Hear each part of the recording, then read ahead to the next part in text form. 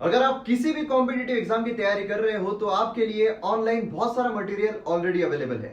लेकिन ये मटेरियल दो तरीके के होते हैं। एक वो जो आपको आपके गोल तक लेकर जाता है और दूसरा वो जो आपको वहीं पर गोल गोल गोल गोल घुमाता रहता है। तो डिपेंड आप पर करता है कि आपको कौन सा मटेरियल चूज करना है। एमएम एकेडमी ऐप ये एक ऐसा प्लेटफॉर्म है जहां पर आपको हाईएस्ट क्वालिटी कंटेंट के जो वीडियोस है वो देखने को मिलेंगे, जहां पर मेरे द्वारा बहुत सारे कोर्सेज आपके लिए लाए जा रहे हैं। जैसे कि मॉडर्न हिस्ट्री का कोर्स ऑलरेडी कंप्लीटली अवेलेबल है, उसी के साथ साथ पॉलिटी का कोर्स चल रहा है, एथिक्स का कोर्स चल रहा है, करंट अफेयर का कोर्स चल रहा है और आने वाले दिनों में और भी सारे कोर्सेज जो है जैसे कि ज्योग्राफी, इकोनॉमी, एनवायरमेंट, बहुत सारे कोर्सेज आपके लिए आने वाले हैं और ये कोर्सेज हाईएस्ट क्वालिटी के रहेंगे जो आपको आपकी प्रिपरेशन में काफी ज्यादा हेल्प करेंगे। तो आप एमएम एकेडमी ऐप को डाउनलोड कीजिए और जो डेमो लेक्चर्स है उन्हें एक बार देखिए। उसी के साथ साथ आपको प्रिपरेशन में हेल्प करने के लिए जो पीडीएफ है वो भी अवेलेबल रहेगी, जहां से आप रिवाइज कर सकते हो, क्योंकि रिवीजन ये बहुत ज्यादा इंपॉर्टेंट होती है।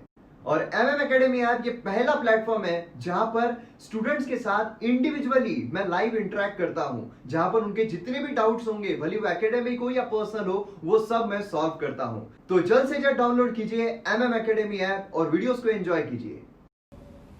ये देखिए दोस्तों, क्या जबरदस्त कोट बोली गई है कि forget the mistake, remember the lesson. जो भी गलतियां हुई है उसको भूल जाना चाहिए। अगर हम गलतियों को याद करते रहेंगे तो हम कभी खुद को इम्प्रूव नहीं कर पाएंगे, क्योंकि अगर हम गलतियों को याद करते रहेंगे तो हमें यही लगेगा कि हम कुछ कर नहीं सकते हैं, और हमें जब ये लगने लगेगा कि हम कुछ नहीं कर सकते हैं तो फिर हम कुछ नहीं कर पाएंगे। इसीलिए जो मिस्टेक्स है उसको भूल जाओ, जो भी गलतियां की आपने भूल जाओ, लेकिन उससे जो आपको लेसन मिला है उसे याद रखो, क्योंकि वो आपको इम्प्रूव करेगा, वो आपको पीछे नहीं लाएगा, वो आपको इम्प्रूव करेगा। सेम गलतियां करते रहना ये कोई समझदारी वाली बात नहीं है, लेकिन गलतियों से सीख कर खुद को इम्प्रूव करना वो समझदारी वाली बात है। इसीलिए पेपर कैसा भी गया हो आपका, उससे कोई फर्क नहीं पड़ता है। अगर गलतियां की है आपने तो गलतियां की है, उसको एक्सेप्ट करो और आगे बढ़ो, और आगे का जो अटेम्प्ट है, आगे की जो एग्जाम्स है, उसके लिए जी जान लगा दो और अच्छी तरीके से प्रिपेयर करो। जो हो गया वो हो गया, उससे कोई फर्क नहीं पड़ता है। और अगर अच्छा गया है पेपर, अच्छा आपने दिया है, तो मेंस के लिए प्रिपेयर करो। उसी को खुश होकर कि मेरा अच्छा गया, मेरा अच्छा गया, उसको अगर पकड़ कर रहोगे तो फिर आगे जो है, आगे की एग्जाम अच्छी नहीं हो पाएगी। इसीलिए मिस्टेक्स को भूल जाओ, लेसन्स को याद रखो, उससे खुद को इंप्रूव करो और आगे बढ़ो। अगर आपने अब तक एमएम एकेडमी ऐप डाउनलोड नहीं किया है तो जल्द से जल्द कीजिए। यहाँ पर आपको मेरे द्वारा बहुत सारे कोर्सेज देखने को मिलेंगे, जैसे कि मॉडर्न हिस्ट्री का कोर्स कंप्लीटली अवेलेबल है। अगर आप पॉलिटी का कोर्स देखो तो वो भी चल रहा है, ज्योग्राफी का कोर्स चल रहा है, एथिक्स का कोर्स चल रहा है, एंशिएंट हिस्ट्री का कोर्स चल रहा है। उसी के साथ बहुत सारे कोर्सेस आने वाले हैं, जैसे कि इकोनॉमी का कोर्स आने वाला है, एनवायरमेंट एंड इकोलॉजी। बहुत सारे लोग जो है एनवायरमेंट एंड इकोलॉजी को ऐसे ही लेते थे कि हाँ यार उसका थोड़ी पढ़ना पड़ता है, लेकिन पता चला ना एनवायरमेंट इकोलॉजी के साथ साथ एग्रीकल्चर जो है ये भी कितना पढ़ना पड़ता है। तो इसीलिए सभी सब्जेक्ट जो है ये काफ़ी ज़्यादा इंपॉर्टेंट होते हैं। तो सभी सब्जेक्ट्स को हम कॉम्प्रिहेंसिव तरीके से डिस्कस करेंगे एमएम एकेडमी ऐप के लेक्चर्स में। तो आप डाउनलोड ज़रूर कीजिए और उसी के साथ आप वीडियोस को एंजॉय कीजिए। डेमो लेक्चर्स आप देख सकते हो, और जो पे करने के लिए ऑप्शन है वो भी काफ़ी ज़्यादा है, इंक्लूडिंग ईएमआई ऑप्शन। तो ईएमआई ऑप्शन जो है वो भी अवेलेबल है। आप मुझे फेसबुक, इंस्टाग्राम पर फॉलो कर सकते हो। उसी के साथ साथ आप मुझे टेलीग्राम पर भी फॉलो कर सकते हो। अब टेलीग्राम पर फॉलो करके आपको क्या मिलेगा? पहली चीज़ तो आपको ये मिलेगी कि जो पीडीएफ है वो आपको मिलेगी। पीडीएफ किसकी मिलेगी? न्यूज़पेपर जो है, मतलब जो द इंडियन एक्सप्रेस है, उसका जो पीडीएफ होता है पूरे न्यूज़पेपर का, वो आपको वहाँ पर मिलेगा। दूसरी चीज़, आपको ये जो पीपीटी है इसकी पीडीएफ वहाँ पर मिल जाएगी।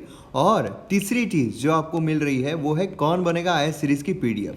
कौन बनेगा आईएएस, देखिए मैं आपको हमेशा बोलता हूँ, कौन बनेगा आईएएस सीरीज जो है इसमें हम न्यूज़पेपर, पीआईबी, एआईआर, सभी जो करंट अफेयर से रिलेटेड सोर्सेस होते हैं उसमें से एमसीक्यू बनाकर पूछते हैं, और ये जो एमसीक्यूज है आपको बहुत ज़्यादा फायदा दिलाते हैं।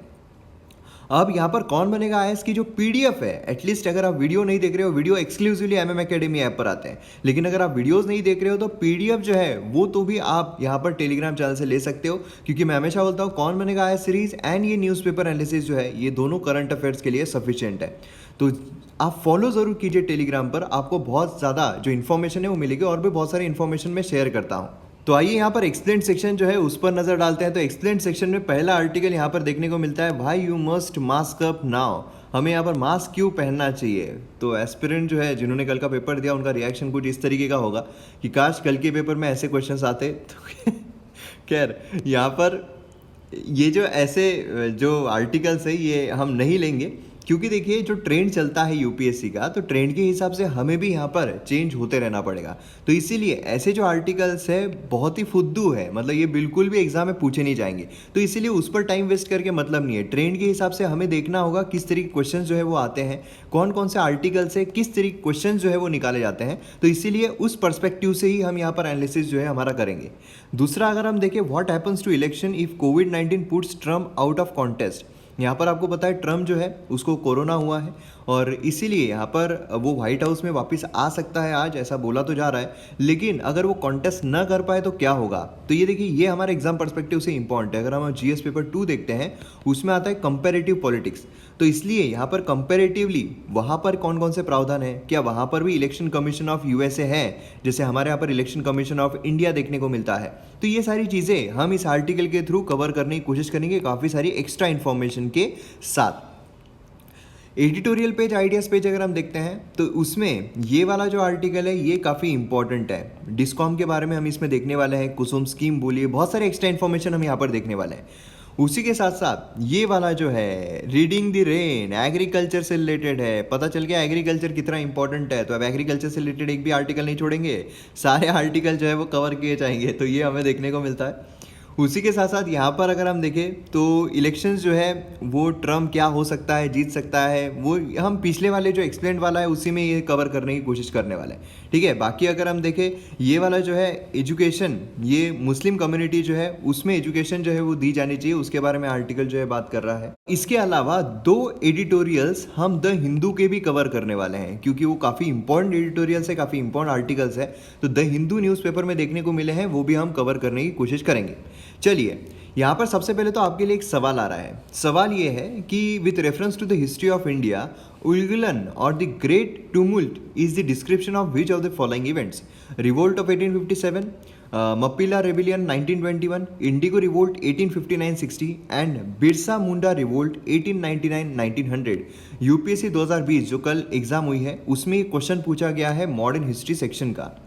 अब जो मॉडर्न हिस्ट्री के लेक्चर्स हमने एमएम एकेडमी ऐप पर देखे हैं, तो आप यहाँ पर देख सकते हो शॉर्ट वीडियो में कि जब मैंने जो रिवोल्ट्स है वो कवर किए थे तो उसमें देखिए मैंने सीधे तरीके से यहाँ पर बोला था कि इसमें फैक्चुअल क्वेश्चन आ सकता है, मतलब पहली भविष्यवाणी जो है वो हो गई थी। आप देख सकते हो यहाँ पर वीडियो। अब यहाँ पर क्या है, तो ये अपराइजिंग जो है इसे उलगुलन भी कहा जाता है। ठीक है, ग्रेट रिवोल्ट इसका मतलब है ग्रेट रिवोल्ट। तो ये चीज़ प्रीलिम्स पर्सपेक्टिव से इंपॉर्टेंट है कि किसे उलगुलन कहा जाता है या फिर ग्रेट रिवोल्ट कहा जाता है। मुंडा अपराइजिंग जो है इसे कहा जाता है। डायरेक्ट फैक्चुअल क्वेश्चन आ सकता है। तो ये प्रूफ है कि आपको जो भी क्वेश्चंस आपको आएंगे तो उसका सोर्स जो है आपको एमएम एकेडमी ऐप पर ज़रूर मिलेगा। तो इसीलिए मैं कहता हूँ कि एमएम एकेडमी ऐप जो है वो आप डाउनलोड ज़रूर कीजिए। वहाँ पर आपको बहुत इंपॉर्टेंट और बहुत ही ज़बरदस्त कोर्सेज जो है वो देखने को मिल रहे हैं। आपने देखा होगा पॉलिटी के जो है वो भी ऑलमोस्ट सारे क्वेश्चंस एमएम एकेडमी ऐप जो है उसमें से ही देखने को मिले हैं। तो इसलिए आप फॉलो ज़रूर कीजिए, क्योंकि पढ़ने में किताबों में सब कुछ दिया होता है लेकिन किताब पढ़ने में और वीडियोज़ के थ्रू समझने में इसमें फ़र्क होता है। तो इसीलिए आप एमएम एकेडमी ऐप डाउनलोड कीजिए और जल्द से जल्द सब्सक्रिप्शन लीजिए प्राइजेस इंक्रीज होने से पहले। चलिए, तो यहां पर हम सबसे पहले द हिंदू जो है, द हिंदू का एडिटोरियल देखते हैं। द हिंदू का एडिटोरियल है कमीशन मिसगाइडेड। कौन सा एडिटोरियल है? Commission misguided. ये अब किसके बारे में बात कर रहा है? ये जो पूरा एडिटोरियल है ये बात कर रहा है national commission for protection of child rights. अब देखिए, जो पॉलिटिकल लेक्चर्स चल रहे हैं आज, पॉलिटिकल लेक्चर्स में नेशनल कमीशन फॉर एससीज एंड एसटीज, जी हाँ, यहाँ पर नेशनल कमीशन फॉर एससीज एंड एसटीज दोनों मैंने कंबाइन करके लिए हैं, क्योंकि देखिए मैं किस तरीके से आपको पढ़ना है वो भी बताता हूँ, है ना। अगर आपको पढ़ना है तो किस तरीके से पढ़ना है। अगर आप सेपरेटली नेशनल कमीशन फॉर एससीज देखते हो और फिर नेशनल कमीशन फॉर एसटी देखते हो तो दोनों यहाँ पर सेम है, मतलब सिमिलरिटी बहुत ज़्यादा है। तो ये पहले पढ़ोगे, ये पहले पढ़ोगे, ये बाद में पढ़ोगे, तो उससे क्या होगा, उससे आप में कन्फ्यूजन डेवलप हो जाएगा कि यार इसमें और इसमें डिफरेंस क्या था, ये कौन से आर्टिकल के तहत है, ये 338 आर्टिकल के तहत है, ये 338A आर्टिकल के तहत है। फिर अब national commission for backward class भी हमें देखने को मिलता है, 338B हमें देखने को मिलता है ना। तो यहाँ पर क्या है कि इसलिए कंबाइंड जब हम पढ़ते हैं तो हमें दोनों के फंक्शन जो है प्रॉपरली याद हो जाते हैं। जो माइनर सा डिफरेंस होता है वो हम पकड़ लेते हैं। है ना। तो इसलिए यहाँ पर मैंने दोनों जो है साथ में एक ही वीडियो में लेकर आ रहा हूँ। उसी के साथ national commission for backward class जो है वो भी आज अपलोड हो जाएगा, और उसी के साथ साथ यहाँ पर हमें जो national commission for SC ST and backward class है, ये हमें कॉन्स्टिट्यूशनल बॉडीज देखने को मिलती है, क्योंकि संविधान में जिक्र किया गया है। ये तो खैर अभी अभी बनाई गई है, पहले ये स्टैट्यूटरी बॉडी थी, तो हमें 338 आर्टिकल जो है उसके तहत बॉडीज जो है वो देखने को मिलती है। अब यहाँ पर हम बात कर रहे हैं national commission for protection of child rights. अब ये national commission of protection of child right जो है ये क्या कॉन्स्टिट्यूशनल बॉडी है, संवैधानिक बॉडी है, ऐसे क्वेश्चंस आपको आ जाते हैं। उसी के साथ साथ इसका कंपोजिशन क्या है, ऐसे क्वेश्चन आ जाते हैं, और उसी के साथ ही इसके फंक्शंस क्या क्या है, ऐसे क्वेश्चंस भी आपको एग्जाम में पूछे जाते हैं। तो इसीलिए यहाँ पर कंप्लीट इन्फॉर्मेशन रहना चाहिए। यहाँ पर जो आर्टिकल में दिया गया है, ठीक है, इसके बहुत ज़्यादा एक्स्ट्रा इन्फॉर्मेशन, मतलब 80% से ज़्यादा एक्स्ट्रा इन्फॉर्मेशन जो है यहाँ पर हम वीडियो में देखने वाले हैं। इसलिए तो वीडियो का फायदा होता है ना, वीडियो में हमारा ब्रॉड पर्सपेक्टिव होता है, तो यहाँ पर हम थोड़ा ब्रॉड पर्सपेक्टिव के साथ एक्स्ट्रा इन्फॉर्मेशन के साथ इसको समझने वाले हैं। तो आइए देखते हैं national commission of protection of child right जो है ये क्या है। तो ये जो है ये एक बॉडी है जो काम करती है, जो चाइल्ड सेंट्रिक अप्रोच है, ठीक है, लॉज में बोलिए, प्रोग्राम्स में बोलिए, पॉलिसीज में बोलिए, एडमिनिस्ट्रेटिव मैकेनिज्म जो इंडिया में उसके हिसाब से बोलिए, तो चाइल्ड सेंट्रिक अप्रोच यहाँ पर वो रखती है। ये कौन से मिनिस्ट्री के अंडर में फंक्शन करती है, बहुत ही प्रोमिनेंट क्वेश्चन बन सकता है। तो ये फंक्शन करती है ministry of women and child development के अंडर में। गेस करना भी काफ़ी ज़्यादा मुश्किल नहीं है।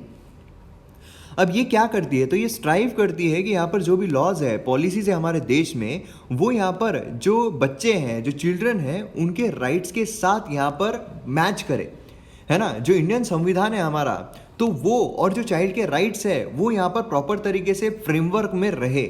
जो भी यहाँ पर पॉलिसीज लाई जा रही है सरकार के द्वारा, वो चाइल्ड सेंट्रिक रहे, चाइल्ड के लिए भी बेनिफिट हो। अब चाइल्ड है कौन? चाइल्ड को डिफाइन किया गया है as a person between 0 to 18 years of age. मतलब आप जब तक 18 साल के होते हो तब तक आप चाइल्ड जो है यही कहलाओगे, और 18 साल के ऊपर हो गए तो आप अडल्ट कहलाते हो, और आप फिर वोट जो है वो भी कर सकते हो। कमीशन एक्नॉलेज करता है universality and inviolability of the child rights, ठीक है, और ये फोकस करता है कि यहाँ पर मोस्ट वल्नरेबल सेक्शन जो है सोसाइटी का, उसका यहाँ पर बेनिफिट हो सके। कमीशन सी करता है, मतलब देखता है every right of the child as equally important. मतलब यहाँ पर ऐसा नहीं है कि ये जो चाइल्ड है ये है, इसके लिए होना चाहिए, ऐसा होना चाहिए, ऐसा नहीं है। यहाँ पर हर एक चाइल्ड जो है वो इक्वली इंपॉर्टेंट है, और इसीलिए सभी के लिए यहाँ पर बेनिफिट जो है वो लाया जाना चाहिए। Does not grade the right accordings to the importance, ठीक है, तो ये भी चीज़ काफ़ी ज़्यादा इंपॉर्टेंट हो जाती है। अब यहाँ पर अगर हम देखते हैं NCPCR जो है ये कॉन्स्टिट्यूट की गई है गवर्नमेंट ऑफ इंडिया एक्ट के जरिए। मतलब यहाँ पर आप देख सकते हो जो पार्लियामेंट है उसने एक्ट लेकर आया है। जब एक्ट लेकर आया है तो ये स्टैट्यूटरी बॉडी होगी। कॉन्स्टिट्यूशनल बॉडी मतलब जो संविधान में ली गई है, स्टैट्यूटरी बॉडी मतलब एक्ट के थ्रू बनाई गई है, और neither constitution not statutory body मतलब क्या है, एग्जीक्यूटिव रिजोल्यूशन के थ्रू लाई गई है। तो ये गवर्नमेंट ऑफ इंडिया जो है मतलब पार्लियामेंट के एक्ट के थ्रू लाई गई है, इसीलिए एक स्टैट्यूटरी ऑर्गेनाइजेशन है। इसमें हमें कौन कौन देखने को मिलते हैं, बहुत इंपॉर्टेंट है और ये एक्स्ट्रा इन्फॉर्मेशन है, ठीक है। इसमें हमें चेयरमैन देखने को मिलते हैं, चेयरपर्सन यहाँ पर जिसे काफ़ी ज़्यादा नॉलेज है। उसी के साथ साथ 6 मेंबर्स देखने को मिलते हैं। मिनिमम ऑफ 2 विमेन मेंबर्स हमें देखने को मिलेंगे, और एक्सपीरियंस जो है वो किस फील्ड में रहना चाहिए, एजुकेशन में, चाइल्ड हेल्थ केयर वेलफेयर में, जुवेनाइल जस्टिस में, जो चाइल्ड लेबर है उसके एलिमिनेशन में, चाइल्ड साइकोलॉजी में, सोशियोलॉजी में, और लॉज जो चिल्ड्रन से रिलेटेड है उसमें। तो ये यहाँ पर हमें देखने को मिलता है। सीधा क्वेश्चन आ सकता है कि नीचे दिए गए में से जो मतलब ये वाला जो हमें बॉडी देखने को मिलती है, ऑर्गेनाइजेशन देखने को मिलता है, तो जो मेंबर्स हैं उन्हें कौन कौन से नीचे दिए गए में से कौन कौन से फील्ड्स में नॉलेज रहना चाहिए। तो यहाँ पर दे दीजिएगा एजुकेशन, एनवायरमेंट, है ना, चाइल्ड हेल्थ, फिर यहाँ पर चाइल्ड लेबर एलिमिनेट करना, तो एनवायरमेंट यहाँ पर नहीं रहेगा, है ना। तो ऐसे क्वेश्चंस आपको आ सकते हैं मोस्टली, तो इसीलिए आपको पता रहना चाहिए सारी ही चीज़ें। तो ये पूरी एक्स्ट्रा इन्फॉर्मेशन थी। अब यहाँ पर फंक्शंस की अगर हम बात करते हैं, तो जो बच्चे हैं उनके जो अधिकार हैं, उनके जो प्रोटेक्शन है, उसके लिए यहाँ पर सेफगार्ड जो है वो लाया जा सके अंडर एग्जिस्टिंग लॉज, और यहाँ पर जो भी नए लॉज आने हैं उसमें सजेशन देना। उसी के साथ यहाँ पर रिपोर्ट जो है वो यहाँ पर देना, है ना, जिससे कि उनको पता चले क्या कंडीशन रही है बच्चों की, किस तरीके से होना चाहिए। उसी के साथ साथ जो केसेस है उसमें इंक्वायर करना जहाँ पर चाइल्ड राइट जो है वायलेट हुए हैं। उसी के साथ साथ यहाँ पर जो बच्चे हैं वो अपने राइट यहाँ पर प्रॉपर तरीके से लेना चाहिए, है ना। तो वो भी यहाँ पर मतलब यहाँ पर क्या है, जो फैक्टर्स यहाँ पर प्रिवेंट करते हैं कि बच्चे अपने राइट्स एंजॉय नहीं कर पाए, जैसे कि इम्पैक्ट होता है टेररिज्म से, राइट से, नेचुरल कोई इससे, तो ये यहाँ पर नहीं होने चाहिए। तो ये सारी चीज़ें हमें यहाँ पर फंक्शंस जो इसके देखने को मिलते हैं। अब हम आते हैं यहाँ पर जो आर्टिकल है उसमें क्या बोला गया है। जो आर्टिकल है इसमें बोला गया है कि ठीक है, आपने यहाँ पर जो चीज़ें हैं वो लेकर आ गए हैं, ये जो आपने ऑर्गेनाइजेशन है, बॉडी है, लेकर आ गए हैं, लेकिन फिर भी ये अपने प्रॉपर फंक्शनिंग के साथ फंक्शन नहीं कर पा रही है। अब देखिए, जो पेंडेमिक है उसने यहाँ पर काफ़ी जो इश्यूज़ है उसे यहाँ पर उजागर कर दिया है, जैसे कि चाइल्ड माल न्यूट्रिशन हो गया, चाइल्ड लेबर हो गया, चाइल्ड अब्यूज़ हो गया, चाइल्ड मैरिज हो गया, मेंटल इलनेस हो गई, है ना। तो ये काफ़ी सारी चीज़ें जो है जो पहले से दबी हुई थी उसे इसने बाहर लेकर आया है, जो पेंडेमिक इसने बाहर लेकर आया।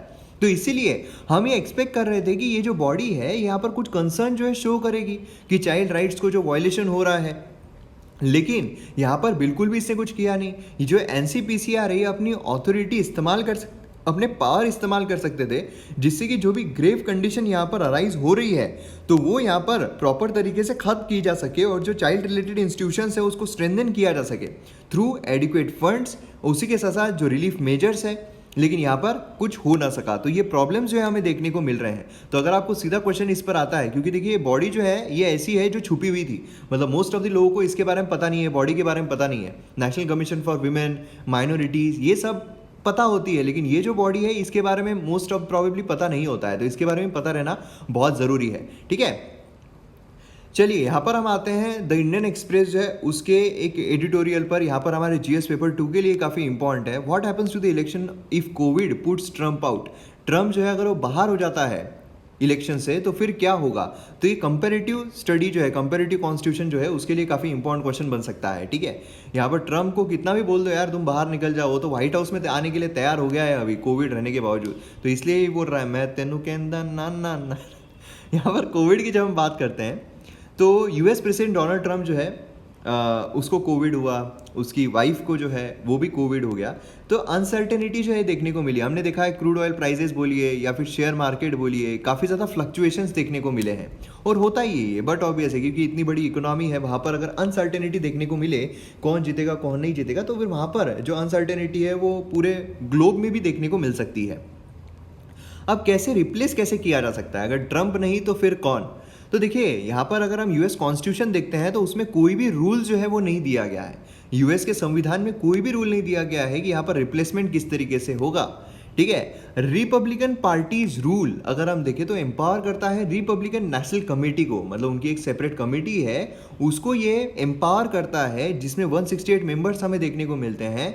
तो उसमें ये हमें देखने को मिलता है कि वो डिसाइड कर सकते हैं कि प्रेसिडेंशियल कैंडिडेट कौन रहेगा अगर डोनाल्ड ट्रम्प जो है विड्रॉ कर देता है। तो मतलब अगर डोनाल्ड ट्रम्प बोलता है कि no I don't want to win the election, I don't want to contest the election, तो फिर यहाँ पर क्या होगा, जो रिपब्लिकन पार्टी है उनके मेंबर डिसाइड करेंगे कौन रहेगा।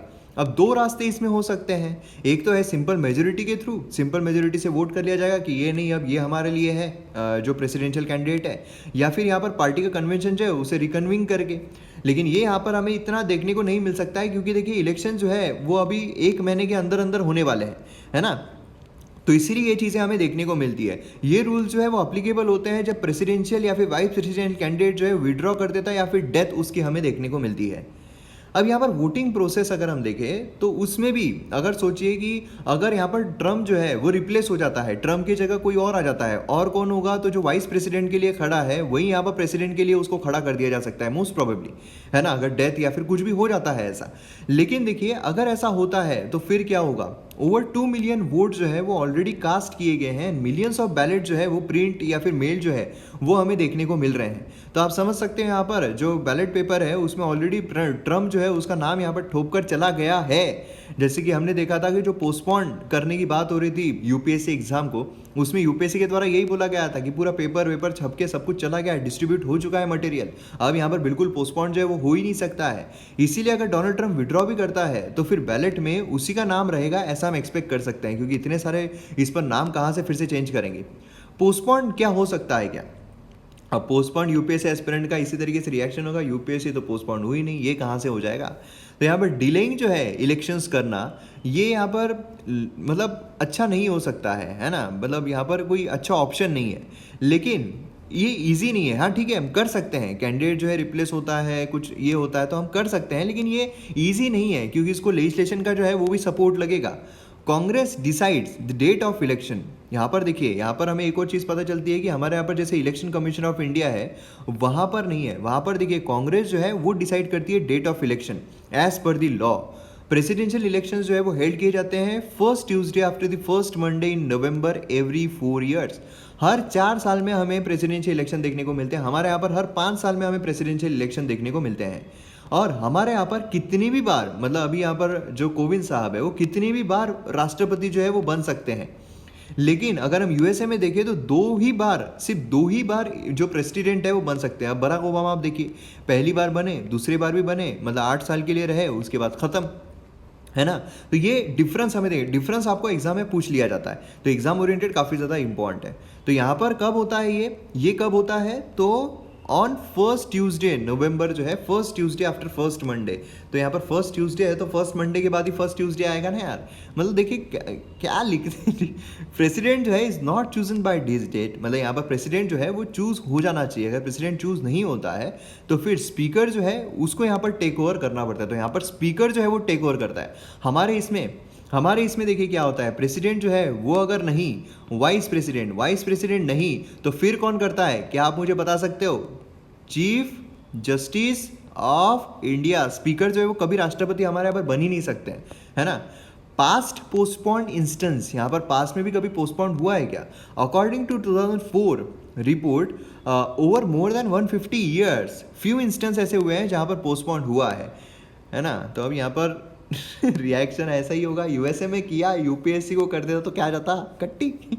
सच एज 2001 न्यूयॉर्क जो है, न्यूयॉर्क स्टेट प्राइमरीली बिकॉज 9/11 का वहाँ पर हादसा हुआ था उसकी वजह से, एंड 1992 में फ्लोरिडा प्राइमरीली हरिकेन जो है वो हमें देखने को मिला था उस वजह से। अब यहाँ पर हमें सेक्शन 3 ऑफ 25th अमेंडमेंट ये भी काफ़ी इंपॉर्टेंट देखने को मिलता है। देखिए जो यूएसए की कॉन्स्टिट्यूशन है ना वो काफ़ी ज़्यादा रिजिड है। हमारे यहाँ पर मतलब blend of rigidity and flexibility देखने को मिलती है। हमने देखा हुआ है ना, जो एमएम एकेडमी ऐप पर पॉलिटिकल लेक्चर्स है उसमें जो फीचर्स है हमारे संविधान के, उसमें ब्लेंड है ऑफ रिजिडिटी एंड फ्लेक्सिबिलिटी।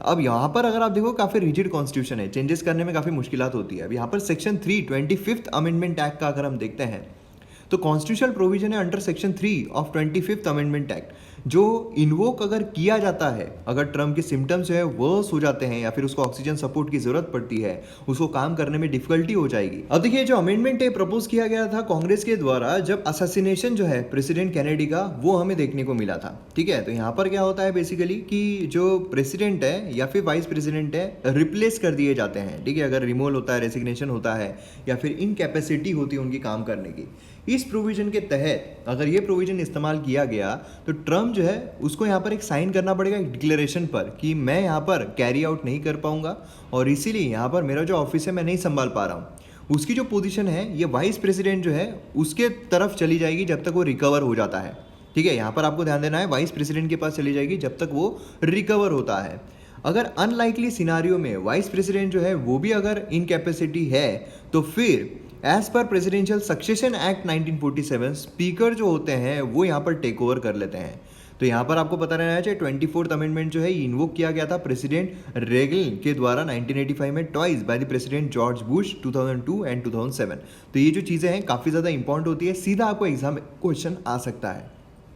आइए नेक्स्ट इस पर आते हैं, रीडिंग द रेन एग्रीकल्चर से रिलेटेड है। एग्रीकल्चर का महत्व हमें जो यूपीएससी का पेपर हुआ है उसमें समझ में आ ही गया है। तो यहाँ पर हमें देखने को मिल रहा है कि 2 कंसेक्यूटिव अबव नॉर्मल मॉनसून देखने को मिले हैं। तो इसमें हम खास जो है वो अल नीनो जो है या फिर ला नीना है, इसके बारे में देखेंगे कि ला नीना जैसी सिचुएशन हमें देखने को मिले क्योंकि अबव नॉर्मल जो मॉनसून है वो हमें देखने को मिला है। अब मॉनसून अगर अच्छा होता है तो फिर जो फसल है वो अच्छी आएगी, है ना। उससे क्या होगा, जो सप्लाई का गैप गिरता है, क्योंकि देखिए मोस्टली जो फूड इन्फ्लेशन होता है, फूड इन्फ्लेशन जो है वो बहुत ज़्यादा हमें देखने को मिलता है। और फूड इन्फ्लेशन मोस्टली होता क्यों है, सप्लाई में डिसरप्शन होने की वजह से, जो सप्लाई है उसमें प्रॉब्लम्स क्रिएट होने की वजह से। क्योंकि सप्लाई अगर कम हो जाएगा डिमांड इंक्रीज हो जाएगी, प्राइजेस जो है वो इंक्रीज हो जाएंगे, है ना। इकोनॉमी का बेसिक कॉन्सेप्ट है, कई बार हमने डिस्कस किया हुआ है। तो सप्लाई जो है वो अगर अच्छा होता है, क्योंकि अगर अच्छे खासे यहाँ पर ग्रेन हुए, अच्छा खासा मानसून आया तो फिर सप्लाई अच्छा रहेगा। सप्लाई अच्छा रहेगा तो फूड इन्फ्लेशन नीचे आ सकता है। फूड इन्फ्लेशन नीचे आएगा तो जो मॉनेटरी पॉलिसी कमेटी है उसको डिसीजन लेने में आसानी होगी, क्योंकि और रेपो रेट कम कर सकते हैं। अगर इन्फ्लेशन बढ़ता रहा तो मॉनेटरी पॉलिसी कमेटी अपना इन्फ्लेशन जो रेपो रेट है वो बढ़ा नहीं पाएगी, या फिर मतलब कम जो है वो नहीं कर पाएगी। कम नहीं कर पाएगी तो ग्रोथ जो है उसमें यहाँ पर प्रॉब्लम आ सकते हैं।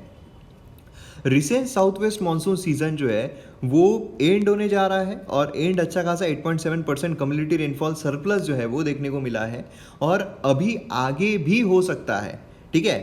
तो ये भी हमें देखने को मिल रहा है। अब यहाँ पर देखिए क्या हो रहा है कि ला नीना जिस सिचुएशन जो है ना वो हमें देखने को मिल रही है। ला नीना क्या होता है, उससे पहले हमें अल नीनो जो है उसे समझना पड़ेगा। अल नीनो क्या होता है, देखिए नॉर्मल ईयर्स में, ये अगर हम पूरा मैप देखते हैं तो नॉर्मल ईयर्स में क्या होता है कि यहाँ पर, यहाँ से ये क्या है, साउथ अमेरिका है, ठीक है। यहाँ पर पेरू हमें देखने को मिलता है, यहाँ पर ये क्या है, ऑस्ट्रेलिया है, और यहाँ पर हमें हमारा भारत जो है वो देखने को मिलता है, ठीक है। और यहाँ पर आप समझ लीजिए यहाँ पर एक जगह है जिसे मस्करीन हाई कहा जाता है, ठीक है, क्लियर है। अब यहाँ पर आप देखिए नॉर्मल सर्कमस्टेंसेस में क्या होता है कि यहाँ से जो एयर है वो इस तरफ बहती है, ठीक है, इस तरफ बहती है। यहाँ पर गर्म जो है वो हमें देखने को मिलता है, तो एयर इस तरफ बहती है। यहाँ पर हमें अपवेलिंग जो है ये देखने को मिलता है, नीचे से जो ठंडा पानी है वो ऊपर आ रहा है, अपवेलिंग हो रही है। अब ये मैंने पहले भी आपको एक्सप्लेन किया हुआ है, और ज्योग्राफी के जो लेक्चर्स है MM एकेडमी ऐप पर, उसमें पूरा कॉन्सेप्ट डिटेल में एनिमेशंस के साथ मैं आपको समझाऊंगा। यहाँ पर मैं आपको बेसिकली समझा रहा हूँ, ये एक्सपेक्ट करके कि आपको थोड़ा बेसिक जो इसके बारे में पता ही है। खैर, तो यहाँ पर जब हम देखते हैं तो एक वॉकर सेल जो है वो क्रिएट हो जाता है, क्योंकि यहाँ पर जा रहा है, यहाँ पर गर्म रहने की वजह से पानी जो है, मतलब हवा जो है वो कहाँ जाएगी, ऊपर जाएगी, है ना, ऊपर जाएगी। तो यहाँ पर ऊपर जा रही है, फिर यहाँ पर इस तरफ जो है वो जाना शुरू करेगी और यहाँ पर नीचे वापस आ जाएगी। तो इस तरीके से क्या होता है, वॉकर सेल जो है, इसको वॉकर सेल बोलते हैं, वॉकर सेल यहाँ पर क्रिएट हो रहा है। तो नॉर्मल सर्कमस्टेंसेस में वॉकर सेल जो है वो क्रिएट होता है, ठीक है। अब यहाँ पर क्या हो रहा है, यहाँ पर हो रही है बरसात, अब यहाँ पर हो रही है अपवेलिंग। जब अपवेलिंग होती है तो ये जो एरिया है ये फिशिंग के लिए काफ़ी ज़्यादा अच्छा हो जाता है, क्लियर है। तो ये हमें नॉर्मल ईयर्स में देखने को मिलता है। अब इसकी वजह से क्या होता है, इसके वजह से यहाँ पर जो हाई प्रेशर है ये बिल्डअप हो जाता है, इसे हम मस्करीन हाई कहते हैं। और यहाँ पर अगर आप देखोगे टिबेटन प्लेट्यू जो है वो गर्मी धूपकाला जो होता है, मतलब जो समर सीजन है उसमें काफ़ी तप जाता है, और प्लेट्यू है तो यहाँ पर लो प्रेशर जो है ये क्रिएट हो जाता है। अब हाई प्रेशर से लो प्रेशर की तरफ जो हवा है वो बहना शुरू करती है। अब जब हवा जो है वो बहना शुरू करेगी तो फिर यहाँ से मॉइस्चर जो है वो लेते जाएगी, यहाँ से मॉइस्चर लेती जाएगी, यहाँ से मॉइस्चर लेती जाएगी, और मॉइस्चर लेकर यहाँ पर हवा जो है यहाँ पर क्या करती है, बारिश गिरा देती है। इसकी वजह से हमें क्या देखने को मिलता है, हमें रेनफॉल जो है ये देखने को मिलता है। तो इस तरीके से यहाँ पर जब मस्करीन हाई क्रिएट हो जाता है, हाई प्रेशर क्रिएट होता है, तो अच्छा खासा रेनफॉल जो हमारे यहाँ पर देखने को मिलता है। लेकिन अल नीनो सिचुएशन आती है, अल नीनो ईयर्स में क्या होता है, ये उल्टा हो जाता है, जो वॉकर सेल है वो ब्रेक हो जाता है, उल्टा चलने लगता है। मतलब जहाँ हवा इस तरफ जा रही थी अब इस तरफ जो है वो जाना शुरू कर रही है, यहाँ पर उल्टा हो रहा है, ऊपर जा रही है क्योंकि यहाँ पर गर्म हो चुका है, फिर यहाँ पर ऐसे जाकर यहाँ पर सिंक करेगी, और इस तरीके से जो वॉकर सेल है वो रिवर्स डायरेक्शन में हमें देखने को मिलता है। अब ये होने की वजह से क्या होता है, यहाँ पर अच्छा खासा हाई प्रेशर बिल्डअप ही नहीं हो पाता है, हाई जो मस्करीन हाई है वो क्रिएट ही नहीं हो पाता है। अब हाई प्रेशर ना क्रिएट होने की वजह से यहाँ पर लो प्रेशर समझ लीजिए, यहाँ पर लो प्रेशर, यहाँ पर लो प्रेशर, तो यहाँ पर हवा बहेगी क्या, बहेगी नहीं, हवा नहीं बहेगी तो बारिश आएगी क्या, नहीं। तो यहाँ पर सुकाल जो है, ड्रॉट जो है वो हमें देखने को मिलता है, यहाँ पर अच्छी खासी बरसात जो है वो देखने को मिलती है, जिसकी वजह से फिशिंग ग्राउंड जो है वो भी अच्छा खासा बिल्डअप नहीं हो पाता है। तो अल नीनो की वजह से काफ़ी ज़्यादा प्रॉब्लम्स जो है वो क्रिएट होते हैं। और उसी के साथ साथ यहाँ पर ला नीना आता है। ला नीना मतलब क्या है कि जो नॉर्मल ईयर्स है उसी को ज़्यादा बढ़ावा दे देना, मतलब यहाँ पर इतना ही रेड आपको नज़र आ रहा है, अच्छा खासा रेड यहाँ पर हो गया समझ लीजिए, ठीक है। तो मतलब फुल फोर्स में नॉर्मल ईयर का एडवांस वर्जन, तो इसमें अच्छा खासा हाई प्रेशर बिल्डअप हो गया, और फिर यहाँ पर लो प्रेशर है, अच्छी खासी बरसात हो गई, ठीक है। तो ये सिनारियो हमें यहाँ पर देखने को मिलता है। अब इसी से related Indian dipole, positive Indian dipole, negative Indian dipole, ये सारे कॉन्सेप्ट जो है हम ज्योग्राफी के जो लेक्चर्स है उसमें डिटेल में कवर करेंगे, फुल एनिमेशन के साथ। मैं एनिमेशन के साथ वॉकर सेल भी बताऊंगा, सारी चीज़ें आपको एक्सप्लेन करूंगा वहाँ पर। अब यहाँ पर फार्म सेक्टर अगर हम देखें, फार्म सेक्टर अक्टूबर दिसंबर 2019 क्वार्टर इवन बिफोर पेंडेमिक यहाँ पर बेटर जो है वो देखने को मिल रहा था रेस्ट ऑफ द इकोनॉमी से। अभी पेंडेमिक आने की वजह से जो यहाँ पर लॉकडाउन लगाया गया उसकी वजह से तो पूरा रुक ही गया है ना, उसकी वजह से इकोनॉमी जो है तो बढ़ ही नहीं पा रही है। लेकिन अगर हम एग्रीकल्चर देखते हैं तो अभी तो अच्छा परफॉर्म कर ही रहा है क्योंकि उस पर कोई रुकावट नहीं थी, लेकिन उससे पहले भी एग्रीकल्चर जो है अच्छा परफॉर्म कर रहा था। उसी के साथ ग्राउंड वाटर टेबल जो है वो रिचार्ज हो गई, तो यहाँ पर प्लस मेजर रिजर्वायर जो है 14.1% जो है वो फुल रहे हैं लास्ट 10 ईयर एवरेज के मुकाबले। तो हम इरिगेशन फैसिलिटी बोलिए, सारी फैसिलिटी यहाँ पर काफ़ी अच्छी तरीके से चल रही है ना। तो इसलिए यहाँ पर बम्पर रबी जो क्रॉप्स हैं वो हमें देखने को मिल सकते हैं, और काफ़ी सारी अच्छी चीज़ें जो है वो हो रही है। एग्रीकल्चर ग्रोथ जो है ये यहाँ पर बाकी सेक्टर्स को काफ़ी आउटपेस कर सकती है। 3 रिफॉर्म्स जो यहाँ पर लॉज के लाए गए हैं, फ्री मार्केट करना है ना, जो मूवमेंट है, पहले जो हमने 3 लॉज के बारे में देखा हुआ है, 3 लॉज जो लाए गए हैं, बिल जो लाए गए हैं, मतलब एपीएमसी जो है, एपीएमसी उसको यहाँ पर फ्री कर दिया गया है कि आप एपीएमसी में बेचना ही आपको ज़रूरी नहीं है, आप दूसरे मार्केट में भी बेच सकते हो। तो क्या होगा अब कि यहाँ पर इतना अच्छा जो पीक निकल रहा है, इतना अच्छा जो हमें आउटपुट देखने को मिल रहा है एग्रीकल्चर सेक्टर में, और अब यहाँ पर बाहर भी आप बेच सकते हो, आपके हिसाब से दाम पर बेच सकते हो। तो इससे क्या होगा, इससे यहाँ पर जो प्राइवेट इन्वेस्टमेंट है वो काफ़ी अच्छी आ सकती है। प्राइवेट इन्वेस्टमेंट की ज़रूरत है ना, प्राइवेट इन्वेस्टमेंट को ये काफ़ी ज़्यादा अट्रैक्ट कर सकता है। डायरेक्ट प्रोक्योरमेंट बोलिए, एग्रीगेशन बोलिए, कोल्ड चेन या फिर वेयर हाउसिंग बोलिए, है ना, जो रिटेल है, एक्सपोर्ट है, प्रोसेसिंग बोलिए। क्योंकि देखिए क्या है, फार्मर्स को आप लोन वेवर दे दोगे उससे कोई फर्क नहीं पड़ेगा, अगले साल फिर से लोन आ जाएगा, फिर से वेवर देना पड़ेगा। लेकिन अगर हम स्ट्रक्चरल रिफॉर्म करते हैं जहाँ पर transportation facility, cold storage facility, warehousing की फैसिलिटी, प्रोसेसिंग की फैसिलिटी, तो क्या होगा, फार्मर जो है उनके लिए काफ़ी बेनिफिट हो सकता है। और वो तब होगा जब प्राइवेट इन्वेस्टमेंट जो है वो आएगी, प्राइवेट सेक्टर इसमें इन्वॉल्व हो जाएगा। प्राइवेट सेक्टर आया, अपने आप यहाँ पर जो वेल्थ क्रिएशन है वो हो जाता है। डर इस बात का है कि प्राइवेट सेक्टर जो है वो फार्मर्स को अभी बहलाकर फुसलाकर उनके अंडर में लाकर फिर उसके बाद एक्सप्लॉइट करना ना शुरू कर दे, है ना। और सेकेंडली यहाँ पर हमें देखने को मिलता है कि जो इंडिया है, ठीक है, उसमें structural deficit to surplus farm produce जो है वो हमें यहाँ पर देखने को मिल सकता है। तो इसलिए यहाँ पर जो लॉज लाए गए हैं वो ऐसा ऑथर के द्वारा बोला जा रहा है कि सही टाइम पर लाए गए हैं, जिससे कि हमें यहाँ पर फायदा जो है वो देखने को मिल सकता है। नेक्स्ट यहाँ पर आता है stepping out of the frame. Stepping out of the frame ये हमारे जीएस पेपर 2-3 के लिए काम आ सकता है। यहाँ पर बात बेसिकली की जा रही है किसके बारे में, तो इलेक्ट्रिसिटी डिस्ट्रीब्यूशन कंपनी जो है, डिस्कॉम जो है, उसके बारे में बात की जा रही है। ठीक है, तो एक्स्ट्रा इन्फॉर्मेशन के साथ हम यहाँ पर इस आर्टिकल को समझते हैं। देखिए क्या हो रहा है, डिस्कॉम जो है काफ़ी प्रॉब्लम में चल रहा है। मतलब डिस्कॉम में अगर आप देखोगे तो पैसा जो है वो आ नहीं रहा है ना। जो कोविड है उसकी वजह से क्या हुआ, उसकी वजह से सारी इंडस्ट्रीज जो है वो ठप बैठ गई, रुक गई, बंद हो गई। बंद होने की वजह से क्या हुआ, जो इलेक्ट्रिसिटी है उसकी जो डिमांड है वो भी यहाँ पर कम हो गई। तो ये भी प्रॉब्लम हमें देखने को मिला है। फाइनेंशियल प्रॉब्लम जो है डिस्कॉम का well known and long lasting. यहाँ पर लॉन्ग लास्टिंग ऐसा नहीं कि अभी हुआ है, काफ़ी पहले से चलता आ रहा है। अगर आप देखो कि गवर्नमेंट ने काफ़ी सारे मेजर्स लेने की कोशिश भी की है। एनडीए 1 उसने उदय स्कीम जो है वो इंट्रोड्यूस की, है ना, जिससे कि डेब्ट जो है वो यहाँ पर कम हो जाए। और रिसेंटली फाइनेंस मिनिस्टर ने 90,000 करोड़ जो है वो एलोकेट किए हैं डिस्कॉम को। तो इस तरीके से हमें देखने को मिलता है काफ़ी सारे मेजर जो है गवर्नमेंट के द्वारा लिए जा रहे हैं, जिससे कि उसको अच्छा बनाया जा सके। लेकिन जो डिमांड है उसमें शार्प डिक्लाइन हमें कोविड की वजह से देखने को मिली है, पेंडेमिक की वजह से देखने को मिली है। तो अब यहाँ पर ये जो होते हैं, मतलब जो कमर्शियल एंटिटीज़ है जहाँ पर डिक्लाइन हो गई है, जो डिमांड है कंप्लीटली डिक्लाइन हो गई, कमर्शियल सेक्टर सब बंद थे, ऑफिसेज बंद थे, और अभी भी वो शुरू करेंगे क्या। अभी भी वर्क फ्रॉम होम जो है बहुत लोगों का चल रहा है। उनको देखिए अच्छा लग रहा है, यार वर्क फ्रॉम होम में तो अच्छा है, घर पे बैठे बैठे कभी फ़ोन कर दो, ये काम कर दो, उनको करना पड़ेगा, है ना। वही अगर हम बात करते हैं दूसरी चीज़ों की, तो ऑफिस में वो टाइम बाउंड होता है, वो कॉफ़ी पीने चल जाएंगे, हाँ तो कॉफ़ी पीते पीते काम कर सकते हैं, और हमारे ऑफिस का खर्चा भी बच रहा है। तो इसलिए वर्क फ्रॉम होम जो है कंटिन्यू रह रहा है और कंटिन्यू रहने वाला है। तो इसलिए कमर्शियल एंटिटीज़ जो है उनमें डिमांड ऑलरेडी कम हो गई है। तो ये जो डिमांड है, क्योंकि ये फुल प्राइस जो है वो पे किया करते थे, है ना, तो अब यहाँ पर डिमांड कम हो गई, तो फिर प्रॉब्लम्स जो है और ज़्यादा डिस्कॉम के लिए यहाँ पर क्रिएट हो गए हैं। देखिए डिस्कॉम जो है वो यहाँ पर aggregate technical and commercial losses से सफ़र कर रहा है, एटीसी से सफ़र कर रहा है। कौन कौन से हैं, टेक्निकल लॉस है, मतलब ये flow of power in transmission and distribution system, उसमें यहाँ पर लॉस हमें देखने को मिल रहा है। दूसरा है कमर्शियल लॉस, मतलब यहाँ पर जो इलेक्ट्रिसिटी है उसकी थीफ हो रही है, उसकी स्टीलिंग हो रही है ना, मीटरिंग जो है उसमें टेम्परिंग की जा रही है, उसकी वजह से लॉस हो रहा है। तो ये लॉस 2 प्रोमिनेंट लॉस है। सीधा एग्जाम में आ सकता है कि कौन कौन से लॉस फेस किए जा रहे हैं।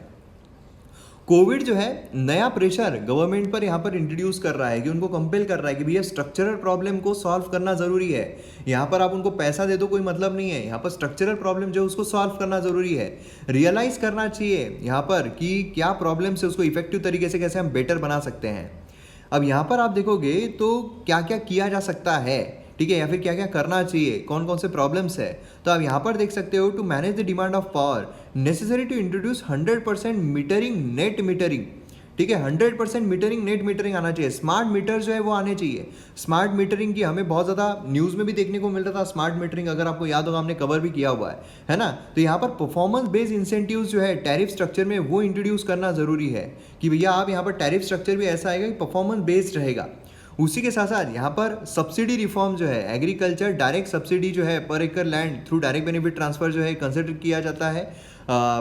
और उसी तरीके से यहाँ पर भी अगर ऐसा हो जाए तो ज़्यादा बेनिफिट रहेगा। कुसुम स्कीम बोलिए, वहाँ पर हमें कुसुम स्कीम देखने को मिली है, तो ये आपके लिए होमवर्क है। कुसुम स्कीम जो उसके रिगार्डिंग आप कमेंट सेक्शन में डिटेल में बताइए कुसुम स्कीम क्या है। ठीक है, स्कीम जो है बेसिकली क्या करती है, सोलार पंप जो है उसका इस्तेमाल करना, फार्मर को यहाँ पर जो मतलब सोलार से जो एनर्जी है वो डेवलप हो जाती है इलेक्ट्रिसिटी, और वो बेच भी सकते हैं, तो उससे उनको एक्स्ट्रा इनकम जो है वो भी हो जाती है।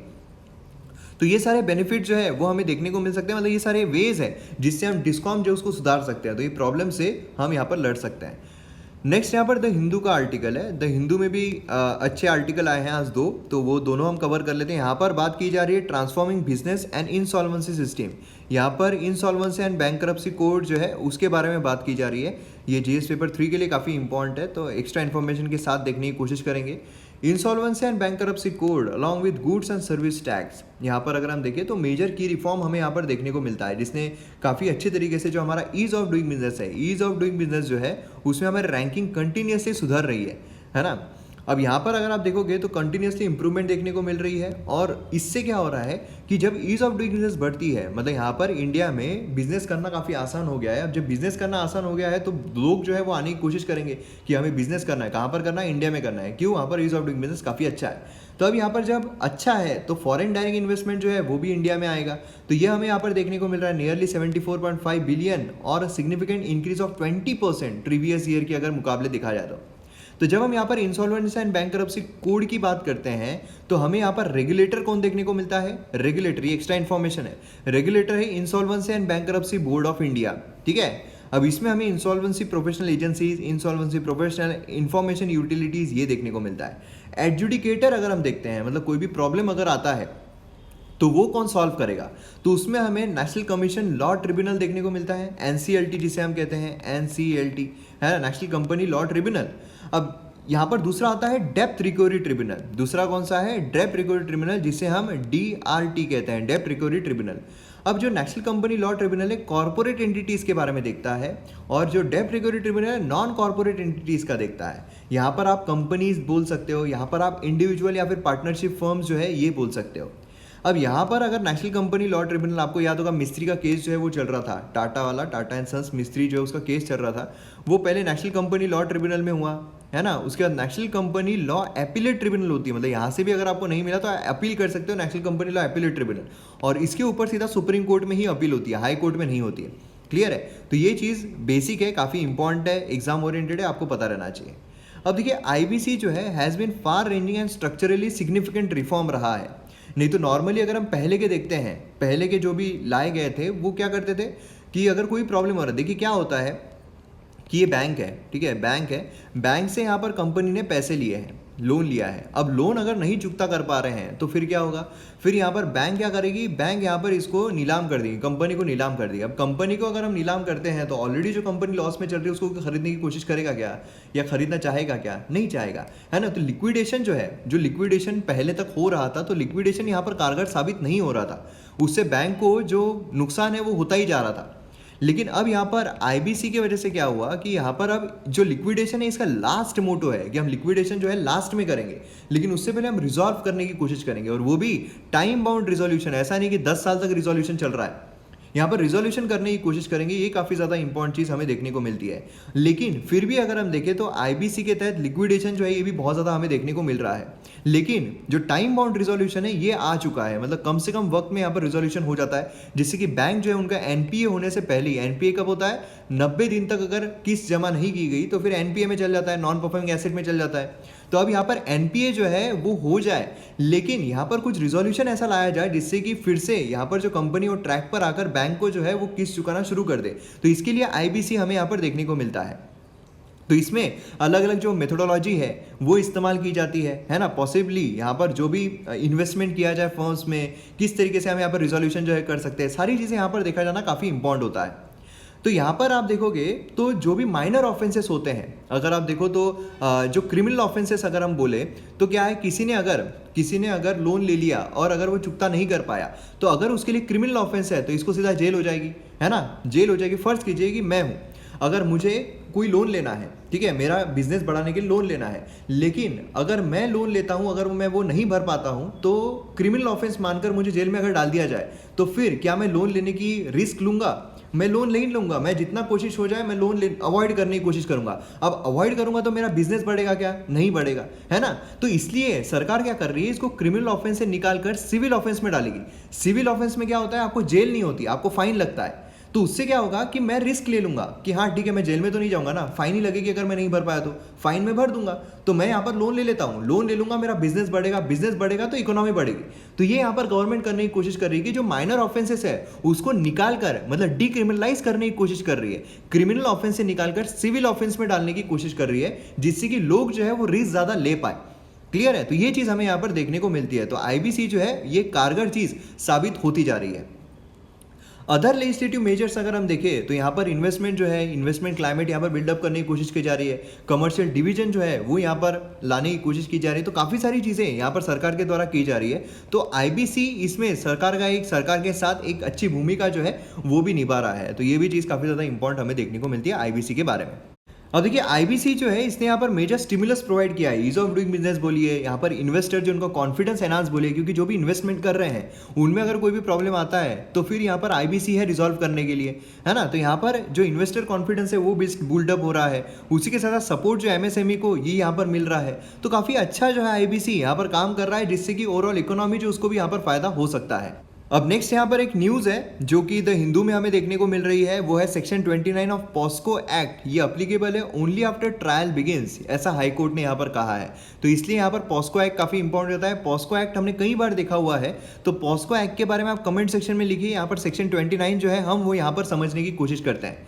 देखिए सेक्शन 29 कुछ भी नहीं है, एकदम आसान है। हमारे नॉर्मल जुडिशरी पर्सपेक्टिव में अगर हम देखें तो कोई भी व्यक्ति जिसके अगेंस्ट में केस हुआ है, तो जब तक वो गुनहगार साबित ना हो जाए तब तक उसे इनोसेंट जो है वो समझा जाता है कि वो इनोसेंट है। ऐसा हमारे नॉर्मल जुडिशरी में हमें देखने को मिलता है। लेकिन पॉस्को एक्ट का सेक्शन 29 जो है वो ये कहता है कि अगर किसी के अगेंस्ट में केस शुरू हो गई है तो फिर वो गुनहगार है। उससे पहले गुनहगार जो है वो देखा जाएगा, और ये जो गुनहगार साबित किया जा रहा है, ये ऑलरेडी गुनहगार अगर है तो फिर इसको साबित करना पड़ेगा कि मैं गुनहगार नहीं हूं। मतलब बर्डन जो है वो किस पर आ जाता है, अक्यूज पर आ जाता है कि मैं गुनहगार नहीं हूं, उसको वो साबित करना है। नहीं तो नॉर्मली हमारे जुडिशरी में क्या है कि ये गुनहगार नहीं है, अगर उसको सजा होती है, अगर वो कन्विक्ट होता है तो वो गुनहगार साबित होगा, नहीं तो तब तक इनोसेंट है ना? लेकिन यहाँ पर उल्टी चीज हमें देखने को मिलती है कि अगर ये केस हो गया, शुरू हो गया, तो ये गुनहगार है, अब इसको साबित करना है कि मैं गुनहगार नहीं हूं। तो ये हमें सेक्शन 29 जो है पॉस्को एक्ट का ये देखने को मिलता है। ठीक है, मतलब यहाँ पर अगर आप देखोगे दिल्ली हाई कोर्ट जो उसने रूल किया है कि यहाँ पर ये अप्लीकेबल रहेगा ट्रायल जब शुरू होगा तभी। मतलब ऐसा नहीं है कि यहाँ पर जो गुना है वो दाखिल हो गया तो मतलब ये गुनहगार साबित हो गया, ऐसा नहीं है। ठीक है, यहाँ पर ये कब रहेगा गुनहगार, तो जब इस पर ट्रायल जो है वो शुरू हो जाएगी। यहाँ पर आप देख सकते हैं section 29 of POCSO act says that when a person is prosecuted for committing an offence of sexual assault against a minor, special court trying the case shall presume the accused to be guilty. यहाँ पर जो special court है वो presume कर लेगा कि हाँ ये इंसान जो है ये गिल्टी है, और फिर ये इंसान पर आ जाएगा कि अब उसको साबित करना है कि मैं गिल्टी नहीं हूं करके। क्वेश्चन कैसा आ सकता है, क्वेश्चन सीधा पूछा जा सकता है कि सेक्शन 29 ऑफ पॉस्को एक्ट के तहत जो इंसान है, जैसे ही केस दाखिल हो गया वैसे ही वो वहां पर गुनहगार जो है वो रहेगा, मतलब गिल्टी जो है वो रहेगा। लेकिन यहाँ पर हाई कोर्ट ने क्या कहा है, ट्रायल शुरू होने के बाद ही सिर्फ सेक्शन 29 जो है वो अप्लीकेबल हो सकता है। तो ये चीज काफी ज्यादा इंपॉर्टेंट हमें इसमें से देखने को मिलती है। तो आप कमेंट सेक्शन में पॉस्को एक्ट जो है उसके रिगार्डिंग डिटेल जो है वो जरूर लिखिए। नेक्स्ट यहाँ पर हमें द इंडियन एक्सप्रेस की न्यूज़ देखने को मिलती है। एंडेंजर्ड ट्री स्पीशीज जो है वो रिडिस्कवर्ड किए गए हैं। एंडेंजर्ड ट्री स्पीशीज यहाँ पर हमें देखने को मिलता है ना कि वल्नरेबल है ना, एंडेंजर्ड है, क्रिटिकली एंडेंजर्ड है, एक्सटिंक्ट है। तो यहाँ पर एंडेंजर्ड ट्री स्पीशीज जो है वो देखने को मिली है केरला में 184 ईयर्स के बाद। तो यहाँ पर हमें देखने को मिलता है ट्री जो in front of Kollam temple. तो देखिए अब एग्जाम पर्सपेक्टिव से अगर हम देखें तो कोल्लम टेम्पल जो है ये अब काफ़ी ज़्यादा इंपॉर्टेंट हमें देखने को मिलता है। तो हम मैप में देख लेंगे कोल्लम टेम्पल, लेकिन उससे पहले यहाँ पर आपको ये पता रहना चाहिए कि कौन सी स्पीशीज़ है। यहाँ पर आप देख सकते हो स्पीशीज़ जो है फ्लावरिंग प्लांट की वो हमें देखने को मिलती है। तो ये भी इंपॉर्टेंट हो जाता है, सीधा क्वेश्चन आ सकता है नीचे देखे में से कौन कौन से एंडेंजर्ड है, तो इसमें ये नाम जो है वो भी आपको आ जाएगा। तो ये भी चीज़ आपको पता रहना चाहिए। कोल्लम टेम्पल जो है ये भी मैप में देख लेते हैं हम कहाँ पर आता है। यहाँ पर हमारी खूबसूरत धरती हम चल रहे हैं टेम्पल की तरफ। तो यहाँ पर आप देख सकते हो केरला में ये जो टेम्पल है यहाँ पर वो हमें देखने को मिलता है। तो काफ़ी फेमस टेम्पल है और उसी के साथ साथ अब ये काफ़ी ज़्यादा इम्पोर्टेंट हो जाता है। तो आपको इन्फॉर्मेशन पता रहना चाहिए कि कौन सा स्टेट में है। तो हमें केरला जो है उसमें देखने को मिलता है। तो यहाँ पर हमारा वीडियो जो है वो खत्म होता है। MM Academy ऐप डाउनलोड ज़रूर कीजिए और जो कोर्सेस है उनको एंजॉय कीजिए। तो मिलते हैं हम अगले वीडियो में। जय हिंद।